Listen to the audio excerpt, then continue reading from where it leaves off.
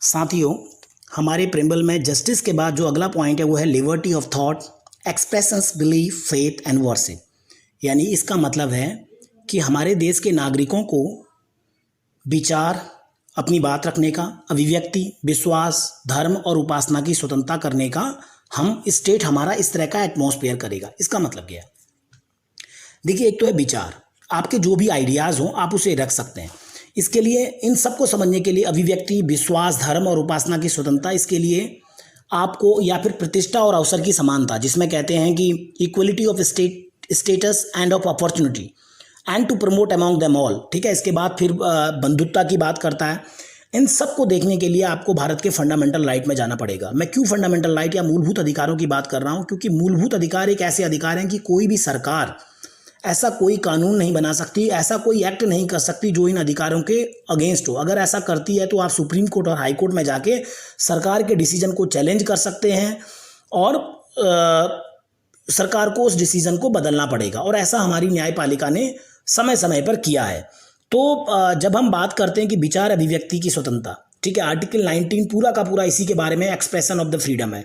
आप भारत के प्रधानमंत्री, भारत के राष्ट्रपति, यहाँ तक कि कुछ केसेस में, जैसा कि अभी प्रशांत भूषण ने किया, आप भारत के न्यायालयों की भी आप अपनी विचार रख सकते हैं, उनके बारे में आप अभिव्यक्त कर सकते हैं। कोई भी आप ऑर्गेनाइजेशन बना सकते हैं, संगठन बना सकते हैं, बिना हथियार के, अस्त्र शस्त्र के आप कोई सम्मेलन कर सकते हैं। कोई भी विश्वास या धर्म, उपासना की स्वतंत्रता जब की जाती है, जो भी धर्म आप माने या आप कोई धर्म न माने, आप ये कहें कि आप नास्तिक भी हैं, आप किसी भी धर्म को माने, ये आपका निजी मामला है और हमारा राज्य, हमारा देश या हमारा समाज इसको सपोर्ट करेगा। ऐसी कल्पना, ऐसी परिकल्पना आपकी संविधान की प्रस्तावना, आपका प्रिम्बल ऑफ द कॉन्स्टिट्यूशंस कर रहा है। जब ऐसी बातें कर रहा है, जब ये कह रहा है कि सबको ये स्वतंत्रता है, तो इसमें बहुत सारी असमानताओं को दूर करने के लिए संविधान में प्रस्ताव किए गए हैं। क्योंकि अगर ये बात आपके 1 पेजर में लिखी गई है, मैं कह रहा था ना शुरुआत में फर्स्ट ऑडियोज में, तो ये बातें पहले संविधान में सब ली गई हैं। जैसे असमानता दूर कैसे होगी, कैसे अवसर बराबर दिए जाएंगे, जो लोग हमेशा पीछे रह गए हैं समाज में, जिनको रिप्रेजेंटेशन नहीं मिला है, जैसे schedule caste, schedule tribes, OBCs, other backward classes, उन लोगों को स्पेशल प्रतिनिधित्व दिया जाएगा। ठीक है, अस्पृश्यता जिसको अनटचेबिलिटीज कहती हैं, छुआछूत, उसको अवैध बनाया गया, उसको गैर कानूनी बनाया गया, उस पर सजा की गई। ये सारी की सारी बातें हमारे संविधान के, अगर आप जाएंगे मूलभूत अधिकार जो संविधान का भाग 3 है, उसमें स्पष्ट रूप से बताई गई हैं। सिर्फ यही नहीं बताया गया है, उसमें यह भी बताया गया है कि अगर आपके ये अधिकार हनन होते हैं, अगर आपके ये अधिकार हनन होते हैं तो आप क्या करेंगे। एक तो ये चीज़ है, ये तो नेगेटिव चीज़ है कि आपके अधिकार हनन होंगे तो क्या करेंगे। लेकिन अगर आपको ये अधिकार मिले, इसके लिए क्या किया जाएगा, इसके लिए संविधान के अगले पार्ट में नीति निर्देशक तत्व हैं, जिसको हम directive principle of the state कहते हैं। उसमें यह बताया गया है कि सामाजिक न्याय कैसे दिया जाएगा। सामाजिक न्याय का बहुत ये क्लासिकल एग्जाम्पल हमारे यहाँ रिजर्वेशंस है। ठीक है, जिसमें एक रिजर्वेशन पॉलिसी, अफर्मेटिव एक्शंस बोले जाता है या अफर्मेटिव डिस्क्रिमिनेशंस, ये बहुत यूनिक है। या आर्थिक सपोर्ट कैसे किया जाएगा, कैसे हम लोगों को ये स्वतंत्रताएं दी जाएंगी, हमें अवसर समान होने के मौके कैसे दिए जाएंगे। क्यों गर्ल्स को पास होने पे आप साइकिल देते हैं कहीं पे, क्यों आप उनको फेलोशिप देते हैं पर्टिकुलर कम्युनिटीज़ के बच्चों को, वो इसलिए दिए जाते हैं कि सिर्फ निगेटिव ही नहीं, फंडामेंटल राइट बेसिकली एक तरह का निगेटिव है, स्टेट से आपकी रक्षा करता है, बल्कि स्टेट की रिस्पॉन्सिबिलिटीज़ है, जिसमें डायरेक्टिव प्रिंसिपल्स में ये बात की गई, ऐसे अवसर आपको दिए जाएंगे कि जिससे आप एक अच्छी जिंदगी जी सकें। ये बात भी आपकी संविधान की प्रस्तावना कहती है और जो कि संविधान के अगले भाग में है। और हम प्रस्तावना को जो आपके साथ साझा कर रहे हैं, हमारा उसका उद्देश्य भी यही है कि इस बहाने आप के अंदर ये क्यूरियोसिटी आए, आपके अंदर ये जानने की इच्छा पड़े कि हमारा संविधान इनके बारे में क्या कहता है। जब हम जान पाएंगे तब हम ये समझेंगे कि हमारे पूर्वजों ने, हमारे फ्रेमर और कॉन्स्टिट्यूशंस मेकर्स ने ये बातें बड़े स्पष्ट रूप से बताई हैं। अब वो पॉलिसी में कैसे लागू होती हैं या नहीं होती हैं, उसकी विवेचना हम तभी कर पाएंगे जब हम संविधान को समझने के बाद जो यथास्थिति है ग्राउंड में उसको देखेंगे, फिर क्रिटिकली उन सारी चीज़ों को समझेंगे। इन सब प्रावधानों को प्राप्त करने के लिए, जैसे मैंने कहा, नीति निर्देशक तत्व में राज्य से ये उम्मीद की गई थी कि भविष्य में हमारा राज्य है, हमारा देश इस तरह का काम करेगा। उसमें एक कल्याणकारी राज्य की कल्पना करी। जैसे मैंने आपको कहा था, एक शब्द था सोशलिज्म आया था। सोशलिज्म का क्या मतलब है? सोशलिज्म बहुत ही वेग वर्ड है, अलग अलग लोगों ने उसको अलग अलग तरह से व्याख्यात किया है। लेकिन भारत के संदर्भ में ये है कि जो आर्थिक संसाधन है वो इस तरह से बंटवारा होगा कि अमीर और गरीब की खाई कम हो, देश के संसाधनों का बराबर बंटवारा हो, या इस तरह से बंटवारा हो कि लोगों को किसी के पास बहुत ज़्यादा संसाधन और किसी के पास बहुत कम संसाधन न हो। यानी एक तरह का एक ऐसी व्यवस्था करना था कि जो भारत के जो आदर्श थे आज़ादी के, उनको स्थापित करना था, जिसमें ये देखना था कि कैसे हम अपने लोगों के जीवन में असमानताओं को, आर्थिक असमानताओं को दूर कर सकते हैं, कैसे जो श्रमजीवी लोग हैं उनके जीवन का स्तर सुधार सकते हैं।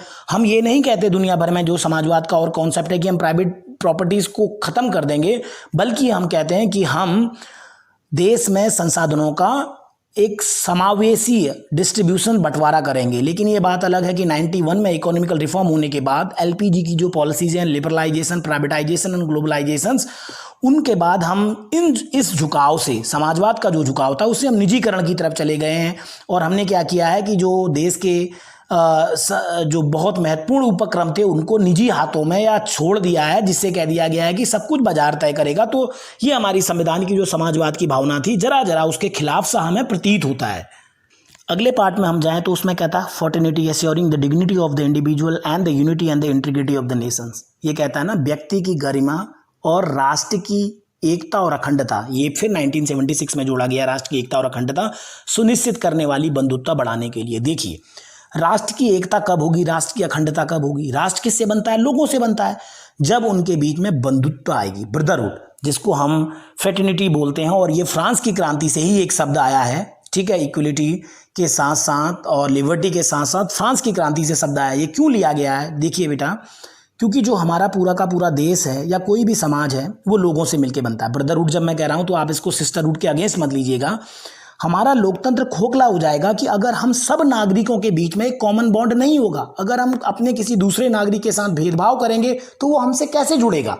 आप सोचिए, अगर हम नॉर्थ ईस्ट के अपने किसी नागरिक को या कश्मीर के किसी नागरिक को उसके रंग, रूप, भाषा या किसी पूर्वाग्रह के कारण हम उसकी आलोचना करते हैं, हम उसको गलत तरीके से देखते हैं, हम उसका एसेसिनेशन, कैरेक्टर एसेसिनेशन करते हैं, तो आप सोचिए वो आपसे कैसे जुड़ पाएगा? अगर देश के सारे लोग के बीच में ये बंधुत्वता की भावना होगी, भाईचारे की, ब्रदरहुड की भावना होगी, हम ये कहेंगे कि जो भी लोग इस भूमि पे रहते हैं वो इनकी मातृभूमि है, ठीक है। और चाहे उनका धर्म, उनकी जाति, उनका रंग, रूप, उनकी भाषा कुछ भी हो, ये मतलब नहीं करता है। जब हम ऐसी एक भावना बना पाएंगे तभी देश में एकता स्थापित होगी।